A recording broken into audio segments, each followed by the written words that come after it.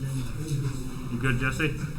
Yep, good. I got 5 o'clock. I called the meeting to order today, Monday, August 23rd, 2021. Roll call, we have Selectmen Howdy Goodwin, Eric Eaton, Mackenzie Jewett, Kevin Buck, myself, Jamie Thurlow, Town Manager Jesse Dunbar, Town Clerk will be with us shortly, Katie Danduran, and Town Attorney James Collier. Adoption of agenda. Is there anything anyone would like to change on the agenda? Okay. Approval of minutes. We have the minutes from Monday, August 2nd. I'll make a motion to approve the minutes of August 2nd, 2021. Second.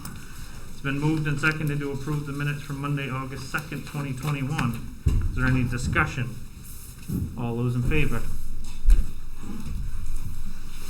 Right, we have warrants.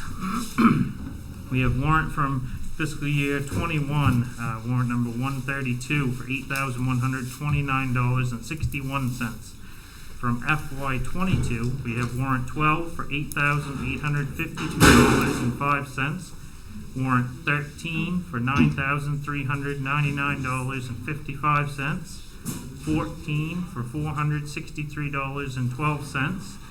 15 for $9,682.27, 16 for $4,026.02, 17 for $9,970.64, warrant 18 for $24,912.72, 19 for $13,434.39, 20 for $13,335.49, 21 for $9,261.99, and warrant 22 for $28,580.28.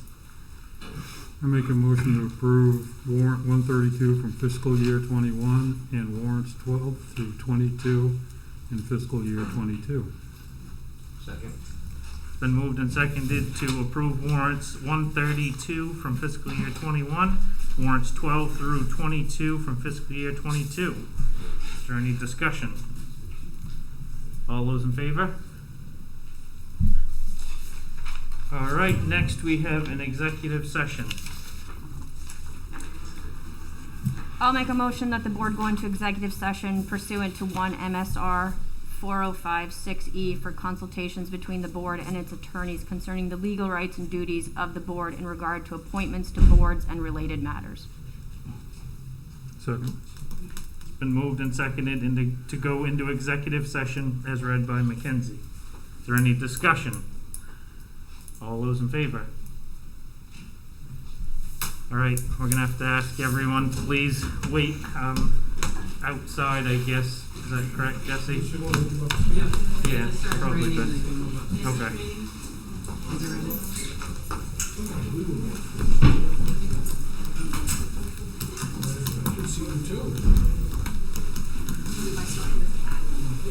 I'm Mackenzie.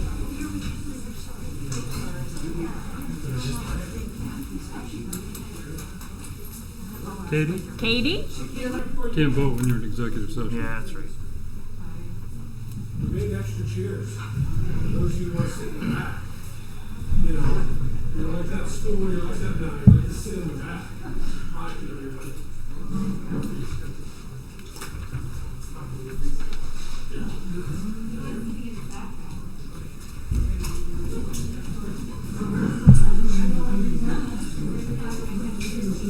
There's as many people as a town meeting. You know? James, we were hoping you'd make it short. It wasn't me. As you know, I didn't talk to them. More chairs. You're gonna have to spend a lot.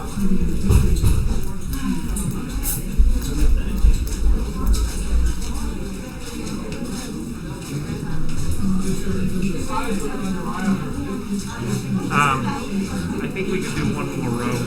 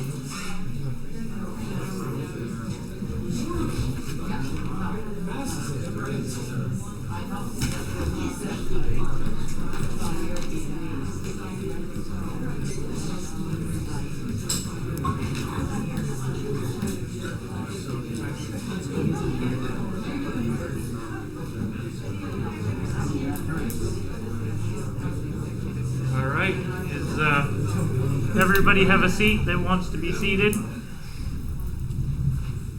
Okay. We have extra chairs. Yeah, there's extra chairs over there if anybody wants them. Set them up. All right, next on the agenda, we have committee appointments. We have the appeals board. We have one seat with a term expiring the 2024 town meeting. We have one current applicant, which is Mr. Richard Cohen. Richard, would you like to say anything, or first, or just take questions? No, I don't feel the need to. If there are any questions anyone has, I'll be happy to address them. But, Okay. you have that short resume that I submitted, and if there's anything else anybody wants to know, I'd be happy to provide the information. Okay, thank you. Yes. I want to know, is it Cohen or Cohen? I beg your pardon? Is it Cohen or Cohen? Cohen. Cohen. I'm from over in Halifax, we have a Rebecca Cohen auditorium, it's always Cohen, but some people are Cohen. Cohen, Ken, Cohen. Thank you. Anybody have any questions? Yeah, you mind if I ask you a question there? What brings you to the appeals board? Why do you want to run for the board and participate in the community? I like the idea of being able to contribute to the town. I think my experience over about 40 years might be helpful. I care about the outcomes of problems that the board might consider. And I think that can be helpful. Yeah, good, thank you.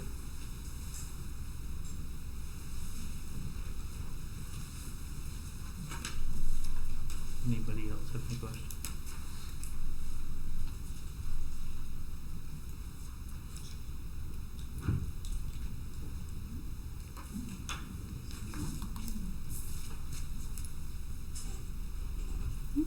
Okay.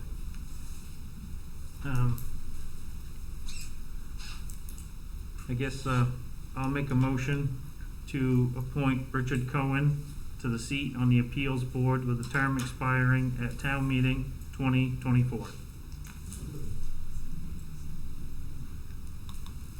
I'll second it. Okay, it's been moved and seconded to appoint Richard Cohen to the seat on the appeals board with a term expiring at town meeting 2024. Is there any discussion? All those in favor? Hold on. Oh, sorry. We have one person on the alternate seat for the appeals board, is that correct? We have one alternate. So it just seems to me that there's a lot of controversy about this particular position. So why couldn't we use the person that we've already voted on to be an alternate to fill in for a period of time? You know, it doesn't have to be any certain period of time. I would like to hear comments on a period of time from other townspeople, just until some of the controversy kind of cools down a bit on this. That's just my personal opinion on it. Yes, Gene. I think technically speaking, that would be appropriate if you want to have the alternate sit on. If the alternate didn't apply to be on the board full-time, you can't then put them on while you're, but you could have them go to the meeting, they're the alternate for circumstances like this. If you decide Mr. Cohen is inappropriate for whatever reason, and he gets voted down, then I think you could do that. Tim. I would think if there's an alternate on there right now, well, he's to take somebody's place if it's an alternate. I know any of the meetings that I've ever been to, that's how they did it. So I would think that he would move up, Mr. Cohen would take his place as the alternate on it, and that's how it would go. No, James, is No, that, no, technically- correct. James, technically please correct. speaking, that's not how it goes. The alternate's there, the alternate, when there's a problem, like somebody missing or, a whole bunch of reasons. They say the problem here, somebody kept going to Florida and they weren't available, and so that's why you have an alternate. They have to apply for the position as an alternate and be appointed as an alternate. And I know every town's different, because in Des Moines, when I went to planning board, that's how they did it. Yeah, yeah. I'm just saying that, so it isn't unheard of. no. Yes, Mr. that- Cohen would sorry. have to apply as an alternate. You would then appoint him as an alternate, but he doesn't just jump off that way.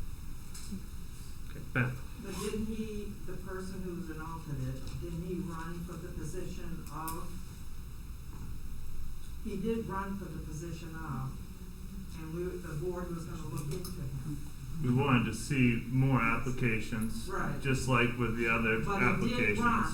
Right, For it. right. And so So that makes sense. we voted him into that alternate seat for a reason, so. Right, but he ran for Right. the initial position. Yeah, and so, just my point of view on it, I would hate to put him aside, Right. you know, because most of the controversy here has been, we want to see multiple candidates and review our options with that. But we currently have someone that can fill the position, Right. so I think that we should think about that. And I don't know either person, I'm just saying, it only makes sense. I mean, you had the application, so Yeah. Okay, he's yes, the next one along. yes, ma'am. Did the alternate apply for the vacancy? Yes. When? Wait, which vacancy? When? He Now, applied for the, so he applied for the current vacancy? No, I see a no here. It's a no, right? yeah.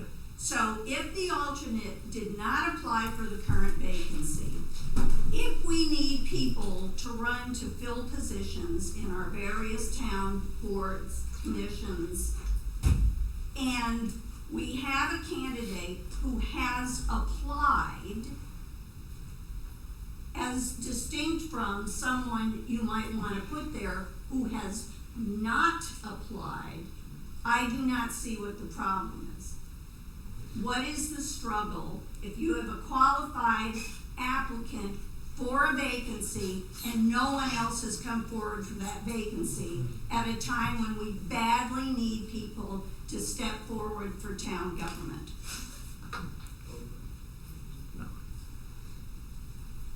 That I'm putting the question to you. What is the problem?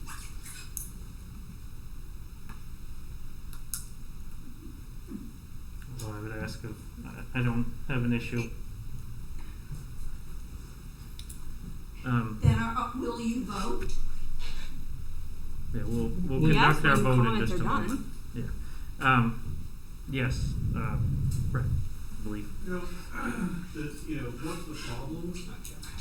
I don't know if it's a problem, but when I heard about Mr. Cohen, running for this role and the controversy that ensued after, I did a little bit of looking around.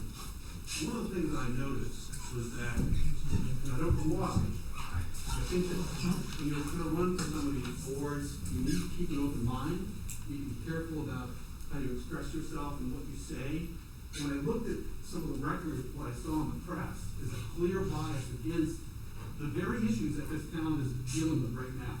And there are articles out there in a journal where Mr. Cohen has come out and just said, we shouldn't have campgrounds, we shouldn't do this, we shouldn't do that. And I think we need to be careful and appoint people on these boards that come in with an open mind, with kind of a clean slate, and not a prejudice or a bias. That's what I think the controversy is. Somebody asked what the problem was. I think that's the problem. Mr. Chairman, Yes. I'm very sorry to interrupt here, but I understand why. I don't care. I got the floor. Thank you. This I don't understand this. If Mr. God here had a technical question, I can see that you would refer to the audience. Okay. But I don't think this is a public matter, which is why I didn't want to listen back there, because I don't think this is a public hearing to decide on a candidate. Technically speaking, like I said, Mr. God had a technical question, that's one thing. But absent technical questions, I think the discussion should be kept amongst the board. Otherwise, you'd have a vote. You're not electing someone here, you're appointing them. And it's not a public hearing where the community is going to talk about Mr. Cohen's fitness or non-fitness. I think you should rein it in and keep it just to the board. Okay. And also, could I allow Mr. Cohen to speak as well? Mr. Cohen can talk and maybe Mr. you have a Cohen. technical question about something or other. Yes. But a general free-for-all about how you appoint people to the board. So we'll just keep it between the board and and Mr. Cohen. Mr. Cohen. Okay. Yes, Mr. Cohen.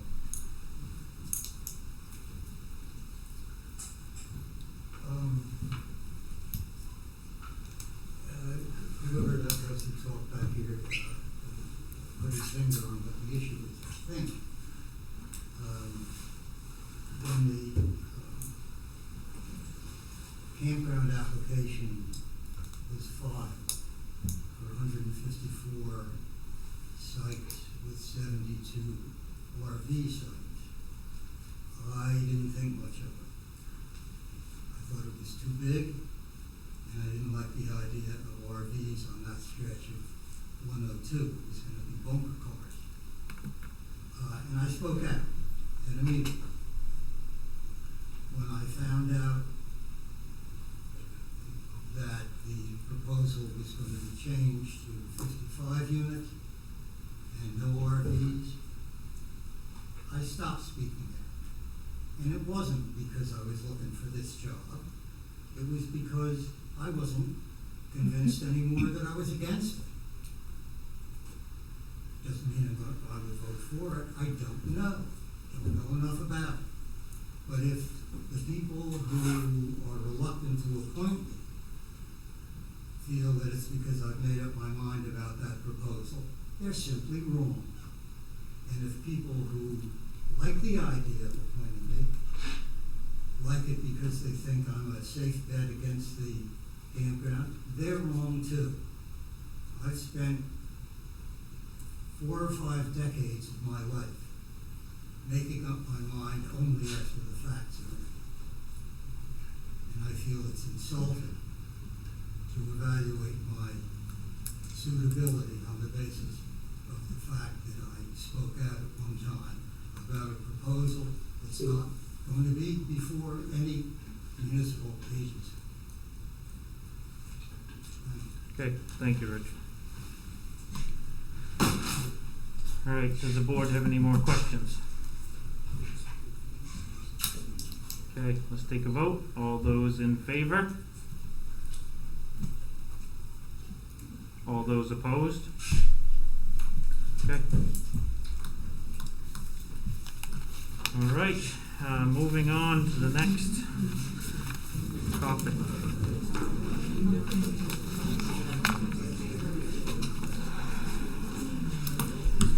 All right. The next topic under regular business is the citizens petition for a campground moratorium ordinance.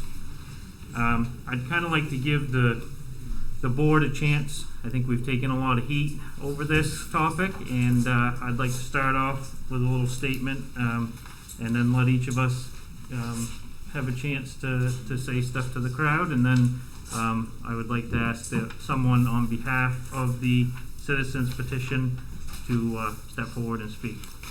We can also hear from the campground applicant.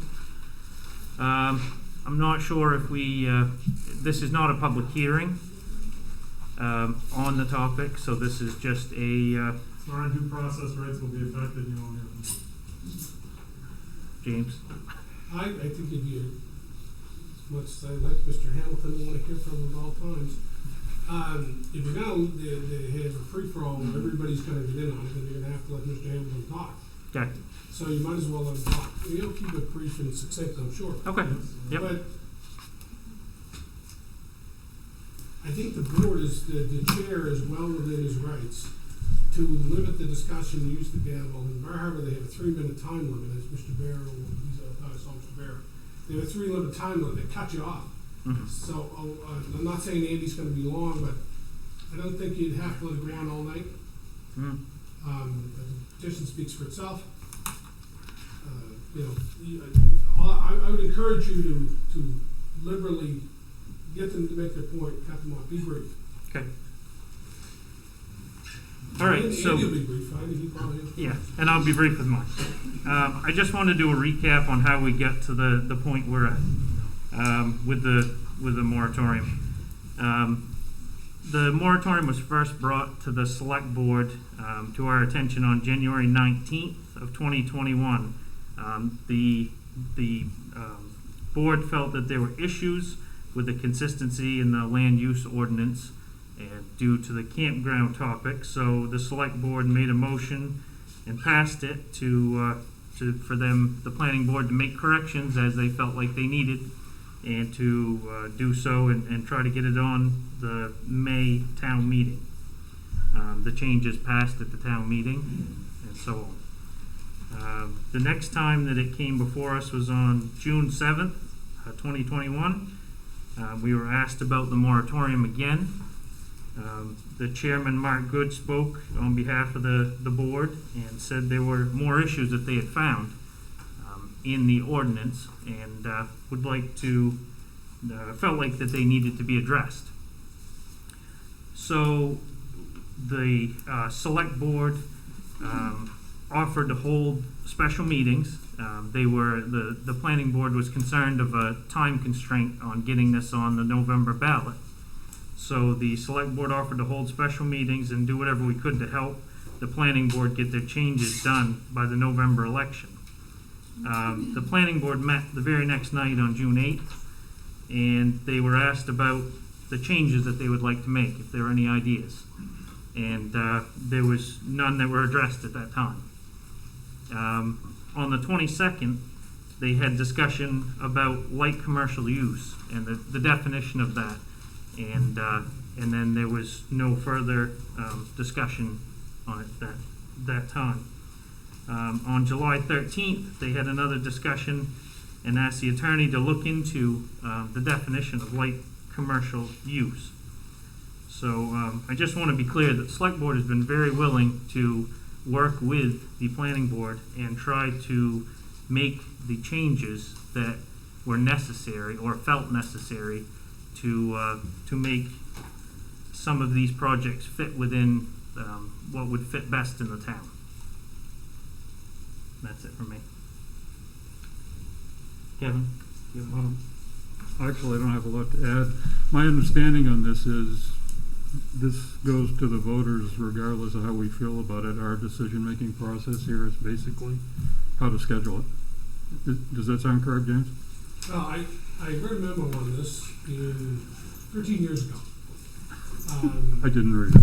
To the other Billings, I think it was in regard to, it might have been the tower over West Tremont. I think that might have been it. But I don't think the law has changed much then. The basic thing, as you say, once the matter has gone to the clerk, which it has, and you've got more than enough certified voters, the reason that you can turn it down is if you think it's unlawful. it's, so it says, you're not required to put a petition on the warrant when the selectmen believe it is unreasonable to do so. And the leading case is Dunstan versus York in 1991. Examples would be something that calls for an unlawful law, something that's unreasonable, beyond its ultra-various or beyond the law, outside the scope of the municipality's authority to do, all kinds of things like this. Technically speaking, as far as I can, having read the case log, having read the petition, not speaking to the merits, of course, but technically it looks squarely to me within the scope of the thing. I don't think you have much choice unless you can find something that I'm not seeing. In short, yes. Okay. That- Yeah, okay. Mackenzie, anybody else want to? I mean, I agree with everything that they've said. I find it sad that our whole community is sort of like split down the middle and, you know, it's just becoming this huge, ugly mess. And like Jamie said and Kevin said, you know, we have tried to work with the planning board. It's not like we just flat out said no from day one. So again, I'd like to make that clear that we have been willing to work with whoever at any capacity. And that didn't work out, so here we are tonight. My thoughts on it are that, you know, it's great. I hope the town votes on something and agrees on this and put it to the voters, because we want the majority vote for this. But I want the townspeople to know that the moratorium isn't just there forever. It's something, there's things there that need to be fixed. So it's not a fix for all the issues that people may think. You know, there's still a lot of work to be done. We have till 6 months after the town meeting to resolve these issues. Otherwise, we're going to be in the same book that we're in now, trying to figure out how we want our ordinances to look in the community.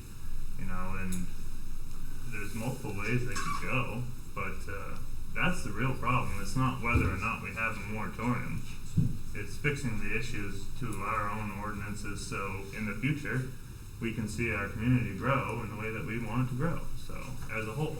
So that's how I feel about that. Howdy. I agree with all you guys. Okay. All right, is there someone on behalf of the petition who would like to speak? I'm Cindy Lawson. I just like to say that, you know, I think that we got 160 certified signatures there, and I think that speaks, you know, loudly for how much support there is for taking this deep breath. You know, we need to stop, take a break. It's become clear that we need to reevaluate our ordinance and what our needs and wants are for the future of the community. And I think that, you know, in watching the planning board meetings, I think we are a long ways from getting there. It's going to take time to build a good ordinance. I don't think it's realistic to expect that to happen by November. You know, and in the meantime, while we are fixing these problems, you know, we really shouldn't be approving anything, you know, that could go against what we want in the future. It doesn't make any logical sense. You know, we aren't here tonight to decide whether we're voting on the moratorium or not. You know, we've gotten enough signatures. This is a valued, certified petition. You're here tonight to decide when it's going to be brought to the Fremont voters. You know, and it should be that simple. You know, let the voters have a say for reference. Okay, thank you. Yes, Mr. Thank you, sir. I'm gonna step over here so I can take my mask off and do the fishing with James and one with James. So my name is Andrew Hamilton. I'm here as the attorney for the applicants, Hopkins, James, and Kenya have put their life savings into this. And they have listened carefully to the neighbors who had concerns. I find it ironic and extreme that in response to a plan that's coming forward to the planning board tomorrow night, you're being asked to vote on a moratorium petition that contains a series of inaccuracies. I think you need to ask yourself two questions. I may wait until Mr. Collier comes back in because I think he wants to be sure that you act accurate statements. Yes, that would be appreciated. Here he comes now. Yep. He's a good fellow, he just needed a drink of water. Were you making some fabulous point with having this? Yeah, he's waiting for you. He doesn't want you to miss out. Oh, sorry. So, in light of a question that you addressed tonight after a lengthy executive session, I know because I could pretty much count the drops of rain that fell on my head up there. Mr. Cohen said something I thought was very important, and I respect what he said. He said, whoever spoke back there, I think he was referring to Mr. Whitman, he put his finger on the issue, and he presented why I took a position on the project that had more than 70 RV sites, and I originally felt that he had concerns why the 154 units might bring too much to that stretch or area. He felt that he was concerned. Now he says he feels otherwise. So why, in light of that observation, I think is representative of the community, it's at least representative of those we heard from in 2 neighborhood meetings where we brought the project forward and we made good faith reductions in the scope and scale of this project. Why now are we getting a petition? Let me just suggest to you, would you want to advance something based on whether it is accurate? How were those 168 signatures gathered? We have a moratorium petition that was appended to a letter from Attorney Chow. I'm getting to know Amy pretty well. Her letter to the town is dated July 30th, 2021.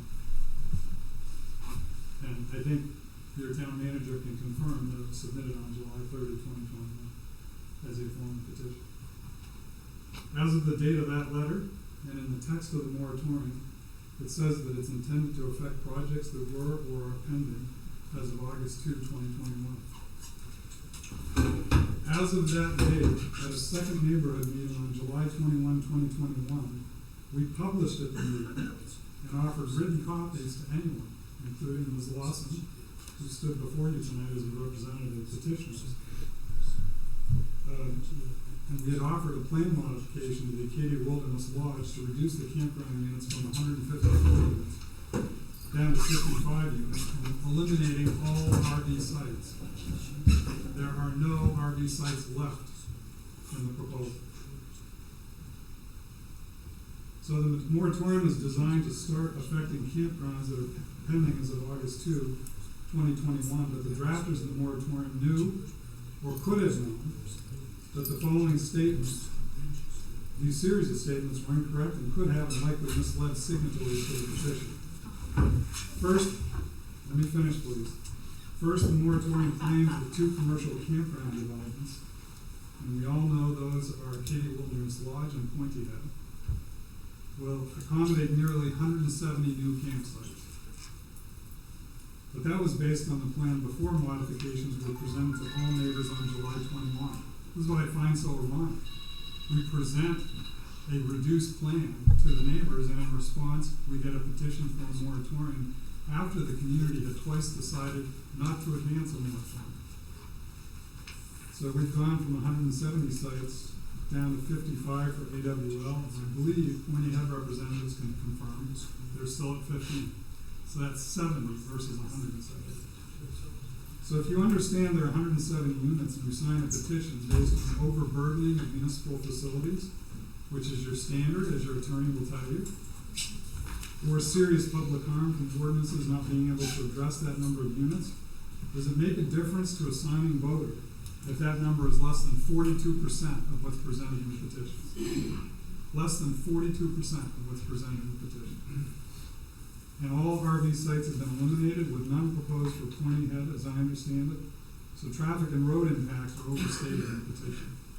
So get this, the petition says there's serious public harm, there's imminent public risk, it's going up.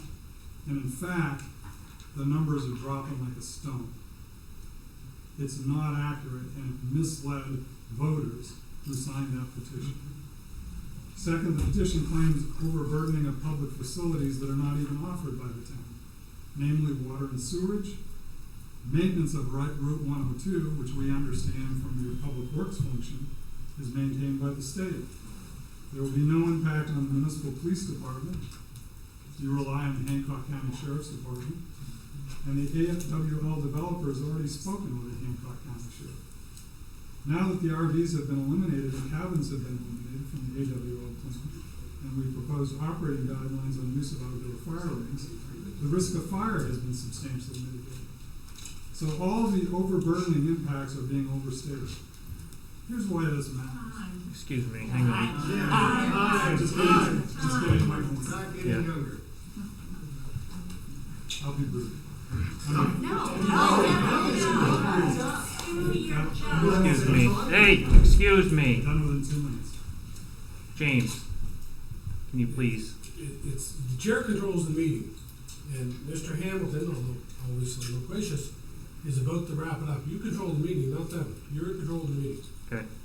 Please make it as short as you possibly can, just to finish up. Quickly. Under 30 AMRS 4356, which is the statute that governs moratoriums, the select board has to make the finding that the moratorium is needed to prevent a shortage or an overburden of public facilities, or because the application of existing land use ordinances are inadequate to prevent serious public harm. These statements need to be true when these findings are made. But we had a substantive review on April 27th, and had much larger impact when the town adopted changes to its land use and site plan review ordinance on May 5. Since that time, we eliminated RV sites. Again, less than 42% of the density in the petition is proposed in the plan reviewed on July 21 and then filed with the town. It's a matter of public record on August 10th.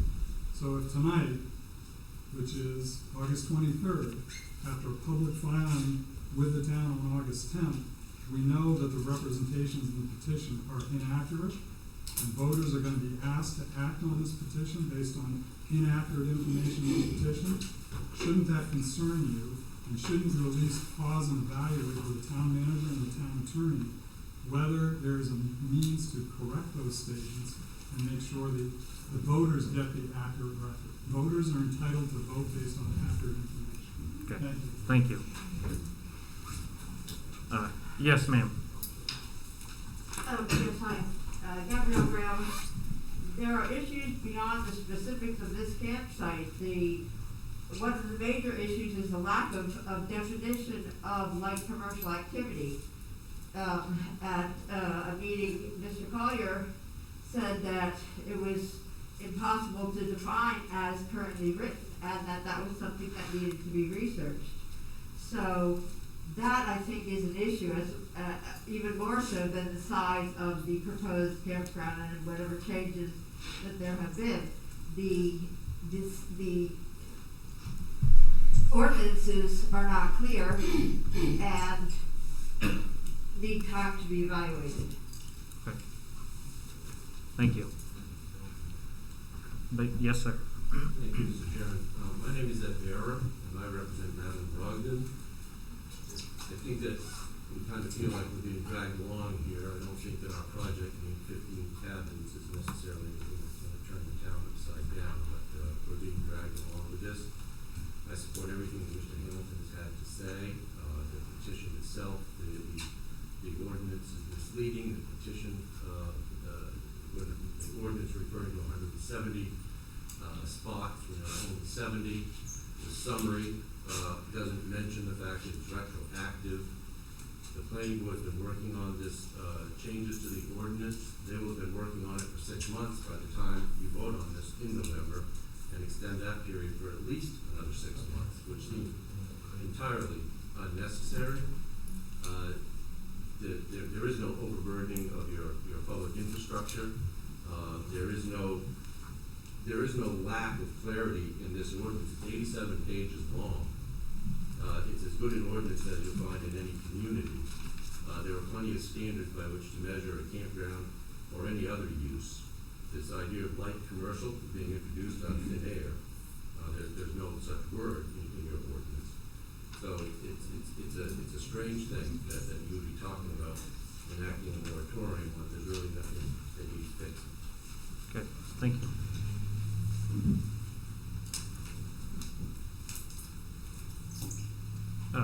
Yeah, I don't know who did it first, Keith or Greg, whichever's first. Keith, I guess. So I'd like to have the position of represent all the members, all the residents of the town out of Fremont, but I do think, some information in this moratorium, I'm not for or against it, but, it is inaccurate. Some of the, both of the candidates, I guess it could be in this, have reached out to me for specific information about what their requirements would be to comply with my requirements of them. And I think they've gone above and beyond, so I think it's kind of inaccurate to have added us into the document as well. Just make that clear. Okay, thanks. Yes, Greg. I think obviously, I'm in favor of towns being able to decide their fate, and the rules need to fit how the townspeople want to see their neighborhoods. What concerns me most is adopting a document or advancing it that just has facts that are incorrect. The first is where it's talking about 170 new campsites. That's false. Current waste disposal systems. Towns' current waste disposal systems. Those do not exist. Furthermore, further down, there's whereas climate change has reduced precipitation in the town. These facts aren't in this moratorium. If you look at NOAA, we've had 5 more inches of rain this year than we did last year. So facts before the conclusions just aren't present. And these things can be easily shown as not correct. Okay, thanks. Yes, sir. With respect to the issue of inaccuracies, I think the record, if it's closely examined, may reflect inaccuracies in the petition, but there have certainly been inaccuracies, including the remarks made this evening. And I think there will be sufficient time to address inaccuracies. Both sides of this controversy will have that opportunity. I think it's been stated that it's a very straightforward matter with respect to the number of signatures required for action, and I would let the various proponents of the two sides address any issues before the actual election takes place. Okay, thank you. Yes, I'll just take one more comment, and then we have a select board comment. I just have a question. Yeah, no. Was that Mackenzie? I just have a question. Oh, okay. Yes, I just wanted to say that legal niceties notwithstanding, it does seem clear that the community would like to slow down and take some time to bring the relevant regulations, ordinances, and practices in this community up to date in a deliberate way, and that the moratorium provides that opportunity. Mackenzie. I just have a question, and I'm not sure exactly who circulated the petition, so Ms. Lawson, you spoke for the petition. Is there any way of you, not you personally, but the people that initiated the petition to go back and change it to what's the plan now?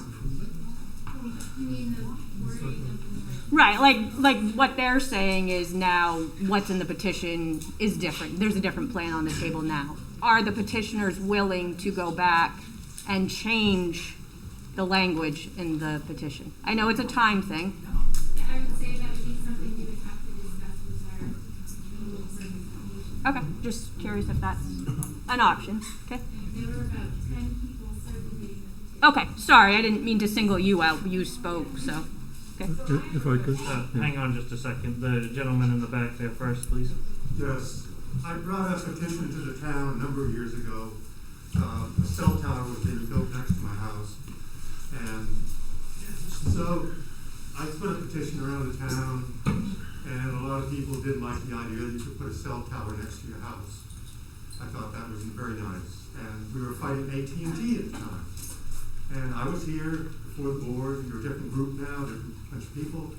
But the lawyers for AT&T, of course, were kind of rough. And they told us that, you know, this petition had all kinds of problems, this and that and the other. But the fact is, the people in town signed it, and it was delivered on time, all of the regulations were met, and it was up to the town now to vote on the time that it was going to be held. was it gonna be a town meeting, or are you gonna have a special election?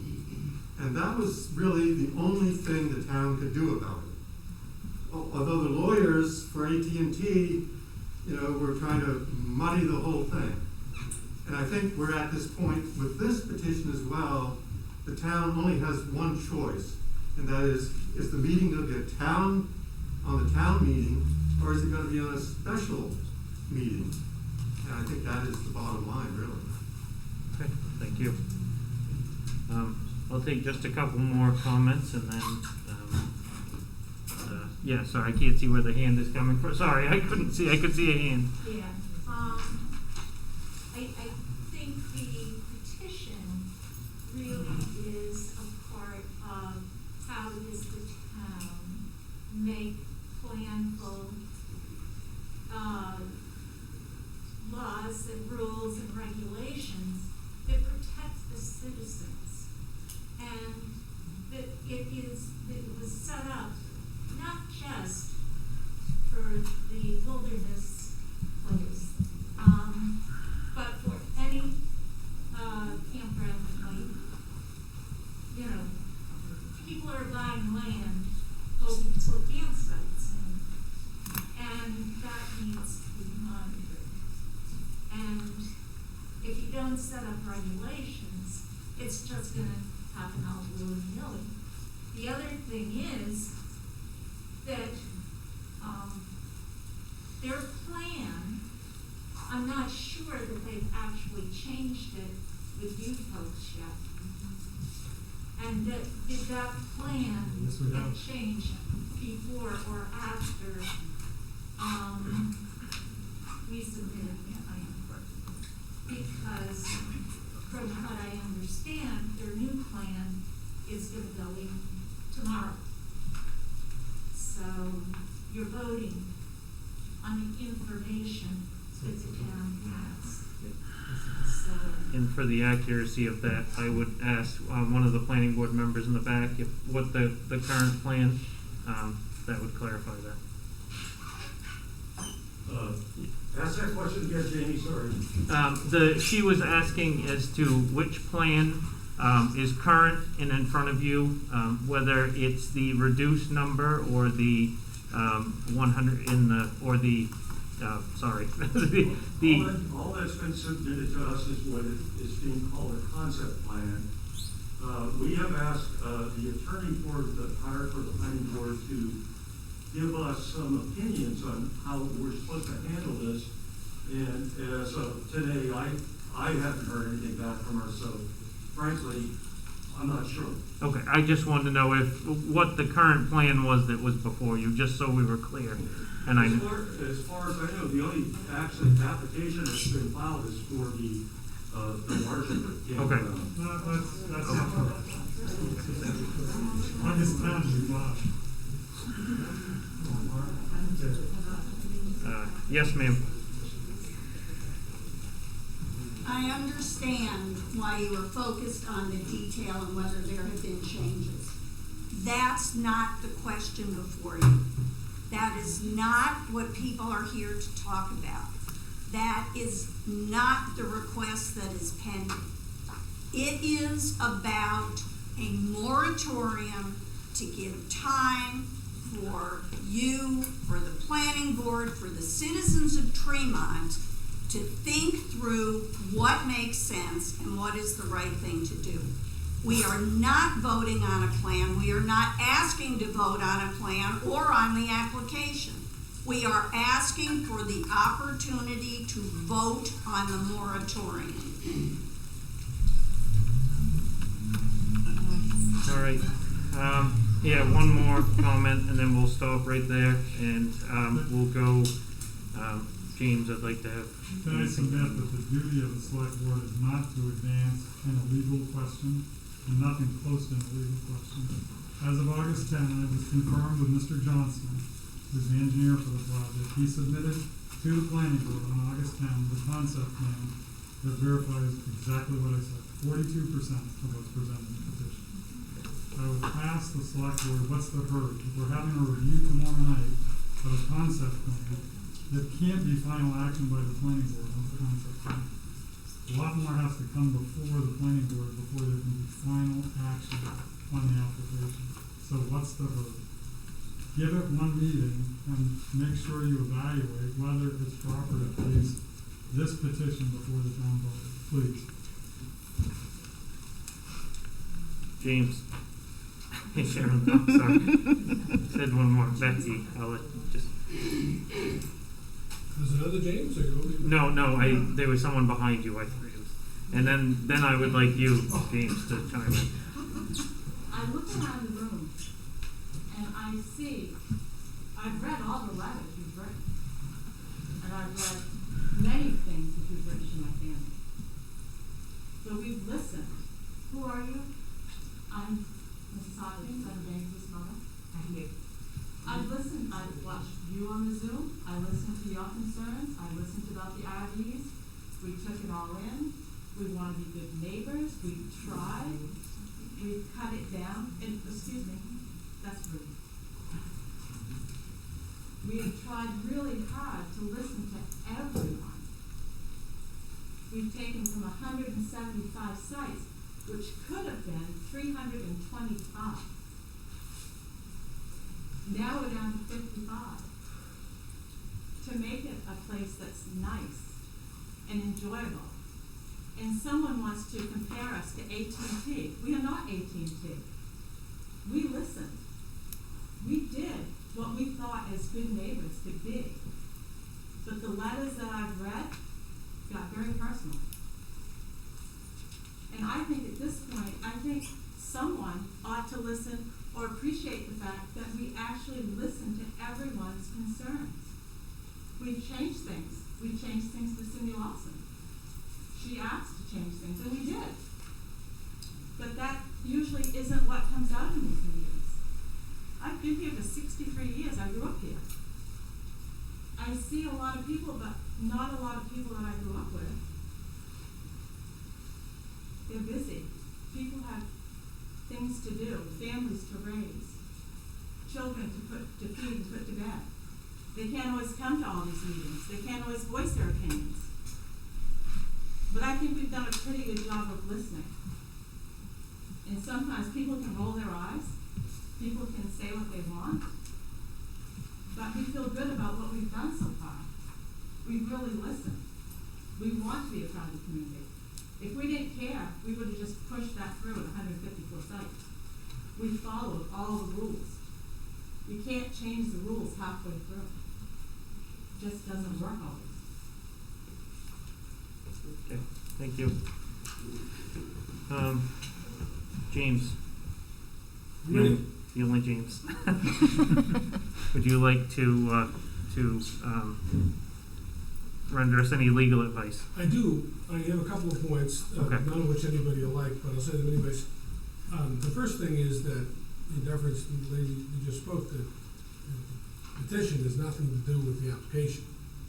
As to that, that's my good friend Don O'Connell is looking into what stage they're at, whether it's a new petition or an old one. That's a separate process. Mark back there, he runs that process, not you guys. That's the planning board. That's got nothing to do with this. Now, the only small part that has to do with it is if there's a current application that has prompted the need for it. That happens with every single one of these I've ever seen. I've looked at about 20 of these, and it's always some applications that people don't like. So in a sense, it doesn't directly have anything to do with it. In another sense, obviously it does.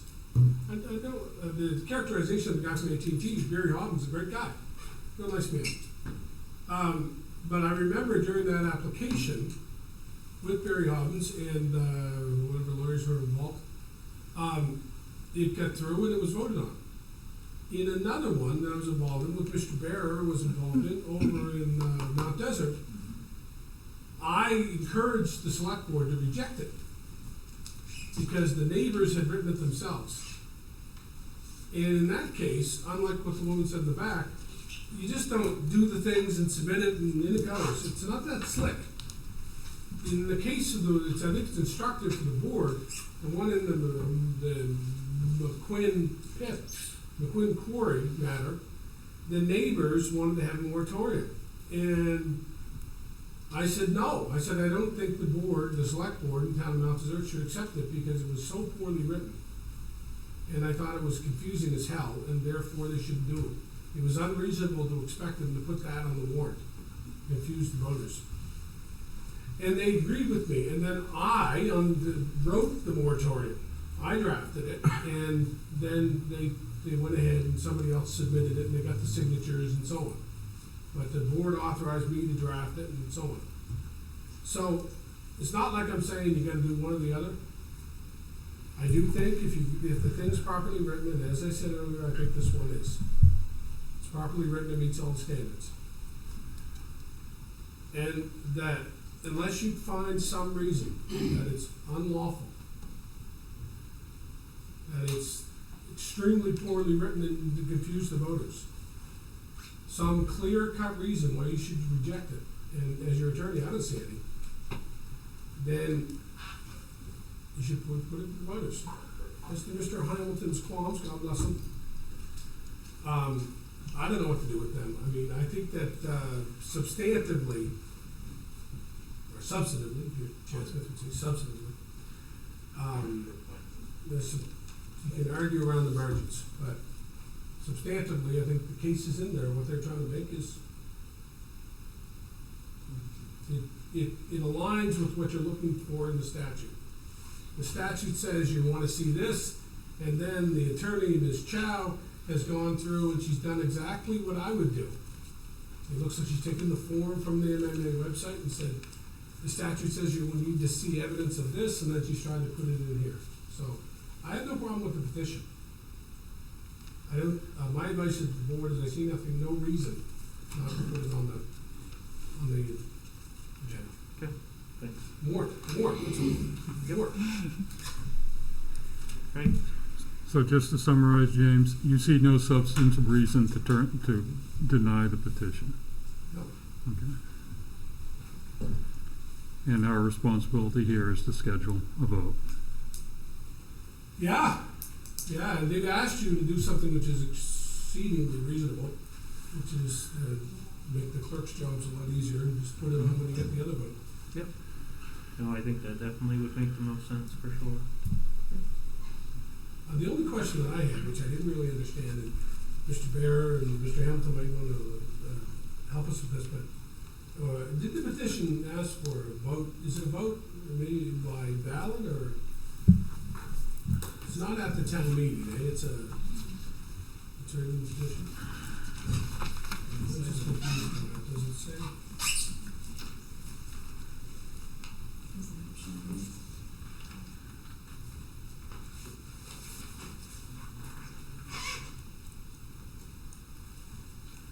It says here that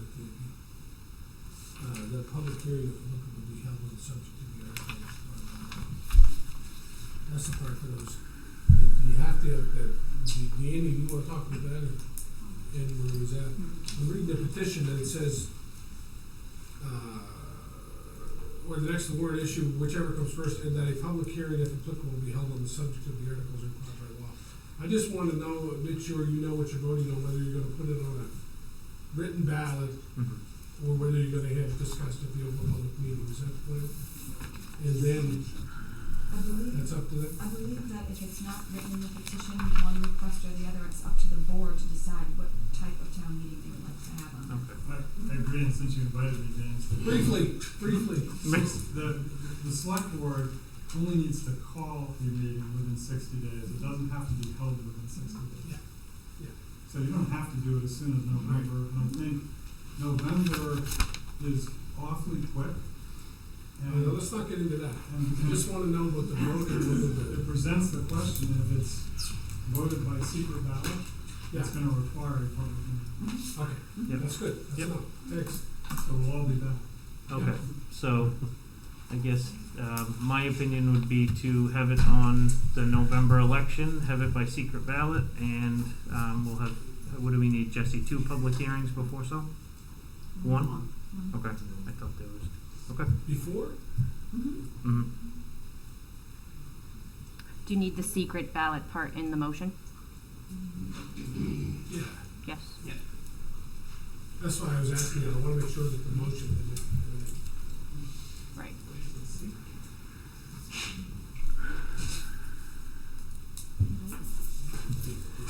Okay, I'll make a motion to certify and sign the 2021 campground moratorium ordinance and request the town manager to place it on the warrant for the November 2nd, 2021 special town meeting as a secret ballot vote. Second. Been moved and seconded to certify and sign the 2021 campground moratorium ordinance and to request the town manager to place it on the warrant for the November 2nd, 2021 special town meeting as secret ballot. Is there any discussion? All those in favor? All right. Next, under regular business, we have a road improvement reserve account. And Jesse, I'll let you explain. Yeah. I didn't understand the sign language. No, we'll let the rest of it. Yeah, maybe we'll. Yeah.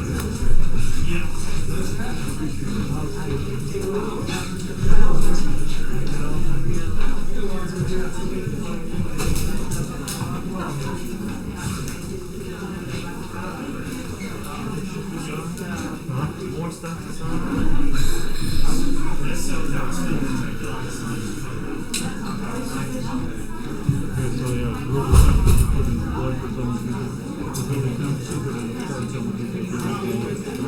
Yeah, no. I don't think it would have landed well. The what? I said, it's really simple to put in a court saying we need more people to do it before it gets to this point. I didn't think it'd go over this well. Oh, this is a night.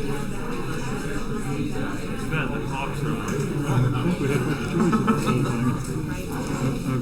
Let the voters decide. Yeah. But I mean, I don't think we even had a choice whether we could let him decide or not. Everything else.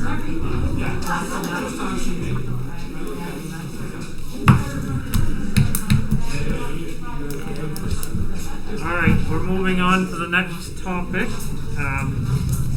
Road improvement reserve account. Jesse. Yes. So, as I typed in your memo, each budget includes transfers in and out of the reserves. And in FY 2020 was your first year you established the road improvement reserve. So in that budget, there was a transfer in for that year's allocation. No transfer out because you didn't have any money in there. So then, when the prior manager prepared the 21 budget, the transfer out line was a line that needed to be added because it was new, but it did not get added to the actual budget, and therefore it was left off the warrant for town meeting. So typically, the in and the out is authorized by the town meeting. The out didn't get authorized for FY 21. The funds are there because the transfer in was authorized. So I've gone over it with the auditor, and she confirmed that that reserve was set up with your authority to move funds as you see fit for road improvement reserves projects. So I just need you to authorize moving those funds into the operating account so we can pay for Hudson, Dodge, and Cape Road are under construction this summer. They probably would appreciate getting paid for the work they've done, I'm guessing. I saw him driving out of town today. I don't think you have to worry about it. I make a motion to authorize the transfer of $192,985 from the road improvement reserve account to the operating account to be expended on road improvement projects. Second. It's been moved and seconded to authorize a transfer of $192,985 from the road improvement reserve account to the operating account to be expended on road improvement projects. Is there any discussion? All those in favor? All right. Normally I say town manager's report, but you don't have that in. That's good. Suggestions for the next meeting. Date of the next meeting. Make a motion to have the next meeting on Tuesday, September 7th, 2021 at 5 o'clock right here in the town office. Second. Been moved and seconded to confirm the date of the next meeting for Tuesday, September 7th, 2021 at 5 p.m. at the town office. Is there any discussion? All those in favor? Motion to adjourn. Okay, all those in favor? That was fun.